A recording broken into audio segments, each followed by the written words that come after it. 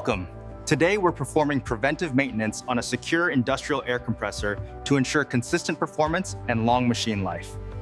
We begin with a complete inspection of the compressor area to make sure everything is clean, safe, and properly set. Next, we check and clean the air filter. A clean filter improves airflow and protects the internal components. We then inspect the V-belt tension. Proper tension ensures smooth power transfer and consistent compressor performance.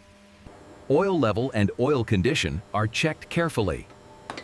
Clean oil protects the compressor from internal wear. We clean the cooling fan and fins to prevent overheating and maintain proper temperature control. Moisture is drained from the air tank. This prevents corrosion and keeps the system healthy. We check for abnormal vibration or noise. Any unusual movement may indicate mechanical issues.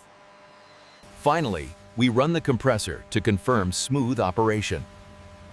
Preventive maintenance is now complete.